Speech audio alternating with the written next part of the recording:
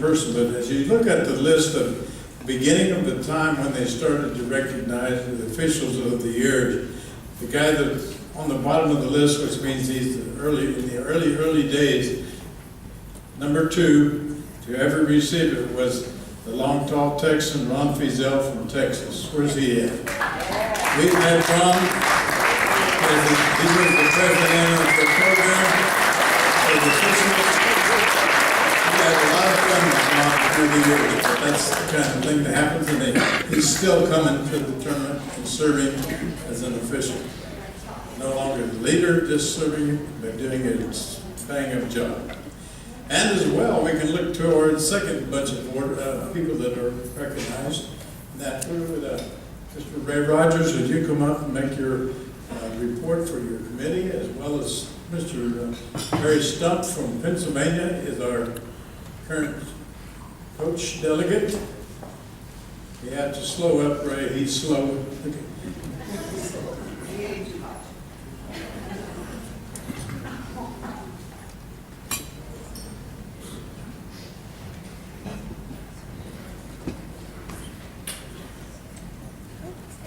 I don't know why these people think that I talk funny. But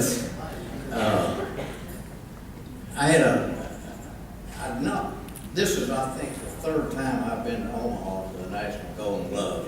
And I had a bum out in front here confronted me this morning, and he said, "Sir, could you give me, give me some money for a ham sandwich?" I said, "I don't know, let me see the sandwich." Anyway, if memory serves me correctly, Golden Glove America, we initiated the Golden Glove Coaches Hall of Fame in 1988 with the induction of Kenny Lure of St. Louis with his always familiar greeting, "Hello, creep." Old-time coach will remember that. Anyway, in the years following, we have installed lots of great boxing coaches, such as Chuck Haas from New Mexico, John Stutz from Louisiana, Art Ramallo, Lowell, Mass, Barry Stump, Pennsylvania. 2 great coaches from Omaha, Larry Emery and Harley Cooper.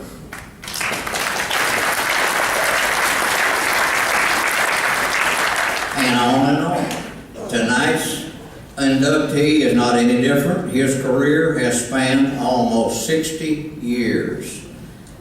After being inside the ring as an athlete, he took over coaching responsibilities in 1969. After 51 years of active coaching responsibilities, he retired but remains involved with the Golden Gloves boxing as the Region 4 Director of the Upper Midwest Golden Gloves. Hard to get out of Golden Glove. Once you get in it, it's kind of a keeper. It's kind of a keeper. But anyway, Upper Midwest named him Coach of the Year in 1985 and again in 2010. He is recognized not only by his longevity in the sport, but his steadfast principles he instilled in his boxers.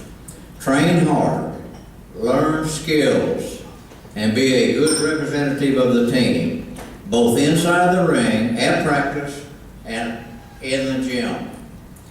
Throughout the years, he has coached 15 boxers in the national tournament. It is with great pleasure that I introduce the 2018 National Golden Gloves Coaches Hall of Fame inductee, Mr. Bob Tubandt of Minnesota with the Upper Midwest Golden Glove.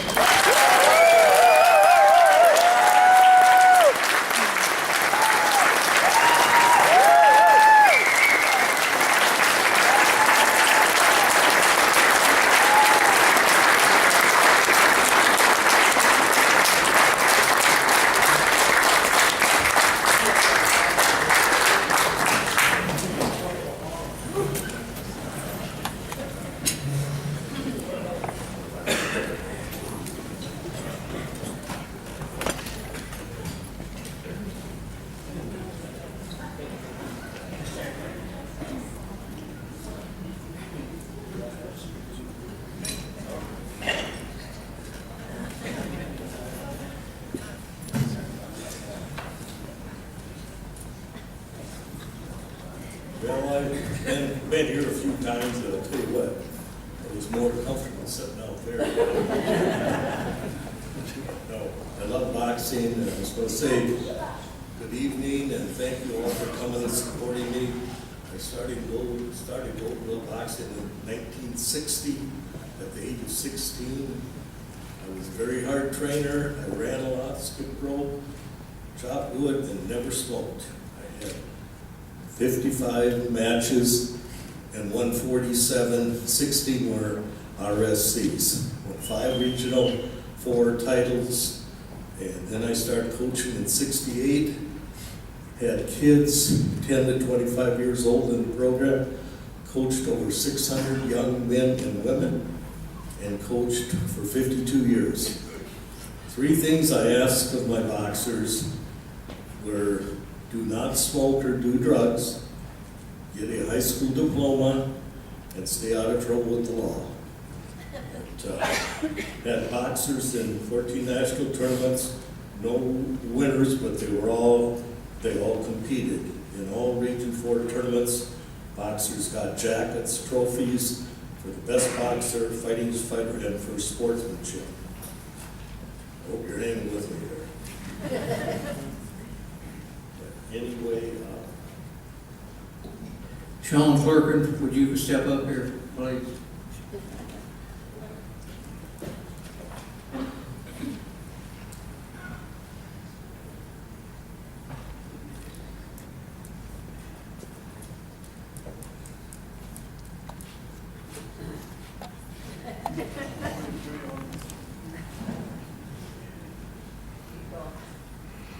all right, the big part of my success was having good health, loyal people in the program. 20 years or more. I had announcers, timekeepers, judges, referees, glove men, ticket takers, concession people, always had doctors and EMT people there. Always had a national anthem for singers. And the program says you gotta have support in your town. Our town was 4,200 people. We had in the area and everything. We had about 120 advertisers and town organizations that made our program be successful. I've been in the shoe business for over 50 years. And I had my employee, Sandy, in my shoe store who did 80% of the paperwork, which is a lot. Over 2 hours of paperwork and me making belts. So, and I had 2 sons, Bob and Jim, who were very good boxers. Back a few years back, we had girls starting to work, joining the program. These were very hard trainers and did very well. I have to tell a quick little story about when I was boxing and I was in it for years. My brother, he decided he would want to get in there, so I said, okay. So he was pretty decent, but anyway, he was out boxing. I was kind of watching from the corner, and he got knocked down in the second round. So I thought, well, he jumped right up, had his hands up, took his 8 count, and he got knocked down again. And so I didn't want him to get hurt.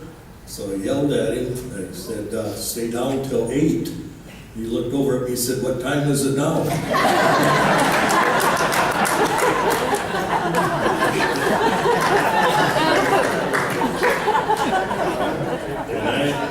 I remember about 40 years ago in a junior gold glove tournament down in this part of the country, a lady official heard me say I had some good boxers who came to fight. She said, it's not called fighting in gold gloves, it's called competing. I never ever forgot that, so I tried it when I write up stuff in the paper or say on the radio. I said they competed, they weren't fighting. The bottom line, I have good programs to be organized. I'm very lucky to have Wadena and surrounded with all their support. I have to give a real big plus to my wife Jan for all the time that she got.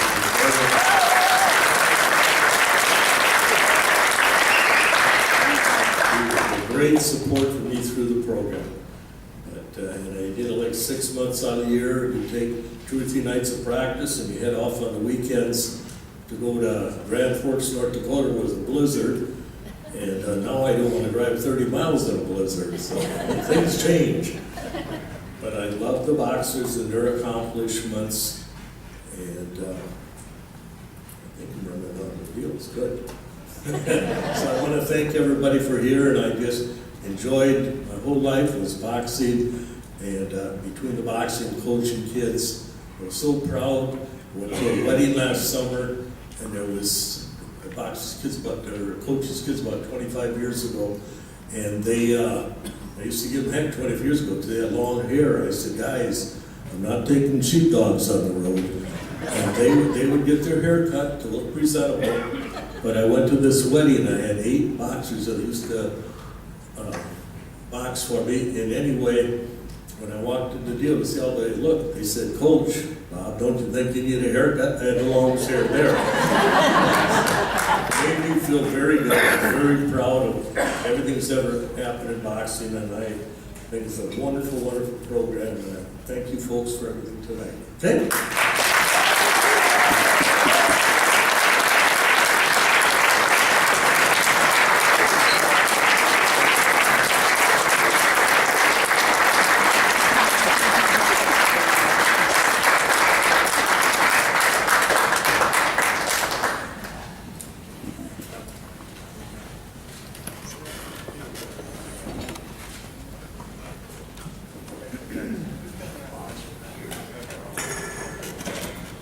Good evening, ladies and gentlemen. I come from a small island called Ireland, and I've been associated with your organization for 40 years. And the Golden Gloves has been such a strong program. When I initially got involved, we had a young guy from Ireland that won the Golden Gloves and came over and had a ticker parade in Dublin, where I live. And that's what attracted me to Golden Gloves. We have known that some organizations have kind of tried to move in and shift with Golden Gloves, but we've held in there, and I would like you all to stick with it and stay strong for Golden Gloves. In saying coming from a small island, here I am in front of you, and you represent America. And I think that's a great compliment to all of you. And with that, I have a good friend who's the voice of Golden Gloves in the Upper Midwest, Mr. Dan Sartell, who I'm going to invite up to say a few words on behalf of our city.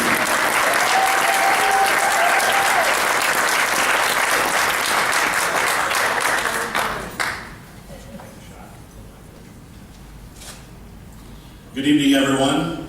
Boy, it's a great day whenever you got a whole bunch of fans of amateur boxing all gathered together to celebrate all these terrific awards, and I certainly appreciate the opportunity to be with you tonight. Bob was talking about all the things that he got done. He forgot one thing, that is, he is a salesman. He's been in the shoe business for since back in the 60s. I happen to be in the JCs helping set up the ring, and we sold concessions at the Golden Gloves events in Wadena. When I moved back to town in '75, I helped in that regard for a couple of years. And then one night, the ring announcer didn't show up.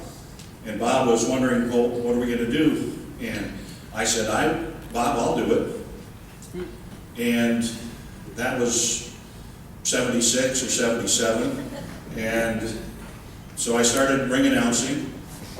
Then he said, you should become a judge. So I became a judge.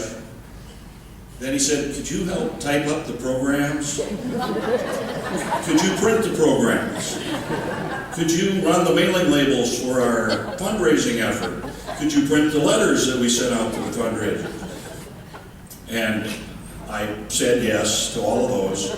And it's been just a wonderful relationship that we've had.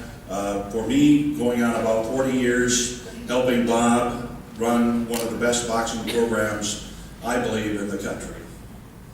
And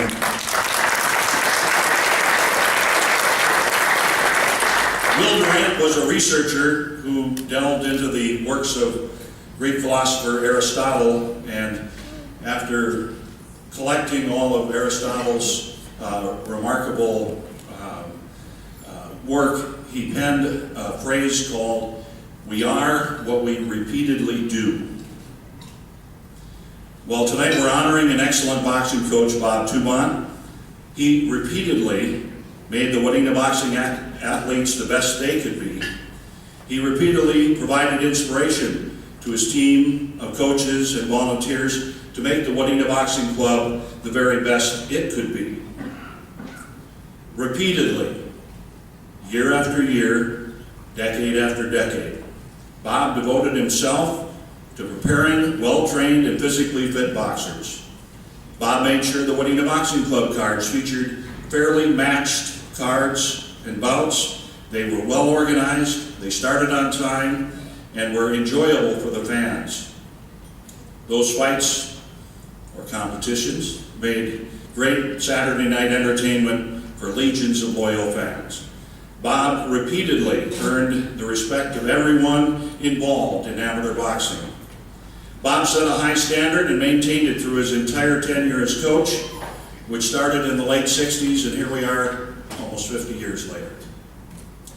There can be no question about the integrity of this gentleman, nor his passion and devotion for the sport. He will forever be defined by what he repeatedly did. His legacy is excellence.